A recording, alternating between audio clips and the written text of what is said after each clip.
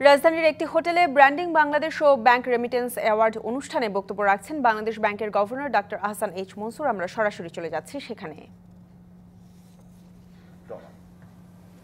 আমাদের একটা ব্যাংক, সরকারি ব্যাংক, বিকাল 5টার সময় সেই একই ব্যক্তি একই কোম্পানি থেকে ডলার ক্রয় করলো 27 টাকা 50 পয়সা, 127 টাকা 50 পয়সা। এটা কেন? ওই যে এগ্রিগেটর সে বেঁকে বসলো যে সে টাকা দিবে না। ব্যাংকের একটু প্রয়োজন ছিল যে তাকে একটা এলসি সেটেল করতে হবে, তো সে যে কোনো মূল্যে কিনে ফেললো। এই যে কিনে ফেললো এটা কিন্তু বাজারে উঠে যায়। তখন পরের যে এগ্রিগেটর বলবে, ওকে তো আমি 127 টাকায় দিয়েছি, সে তো সরকারি ব্যাংক, তুমি কেন আমাকে 28 টাকায় দিবে না? এই খেলাটা বন্ধ করতে হবে। এই খেলার কোনো শেষ নেই, এটা চলতেই থাকবে।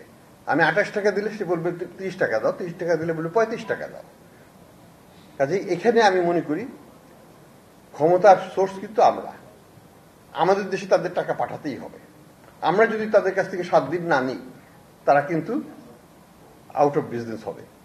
কারণ টাকা ডলার তো সে কিনে ফেলেছে, অলরেডি সে কিনে ফেলেছে। তার এখন টাকাটা কাস্টমারকে সে অলরেডি দিয়েও ফেলেছে। He is exposed on two ends, dollar এন্ডে, টাকার এন্ডে। দুটো লায়াবিলিটি সে বহন করার মতো তার সব সক্ষমতা কয়দিন। বাংলাদেশ ব্যাংকের একটা লায়াবিলিটি এখানে অ্যাক্টিভ করে নাই। তো এই যে হিসাবটা, এখানে আমি মনে করি যে আমাদের অল ব্যাংকার্সদেরকে আমি বলবো, অল বড় বড় যারা ক্রয় করে তাদেরকে বলবো, এখানে আমাদের একটা রোল আছে যে প্যানিক হওয়ার কিছু নাই। বাংলাদেশের ফরেন এক্সচেঞ্জ রিজার্ভ এখনো 4 মাসের উপর আছে। আমরা 7 দিন, 10 দিন, 15 দিন আমরা রাখতে পারবো।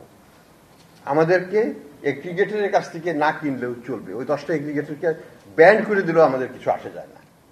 There are hundreds of others who can transfer money.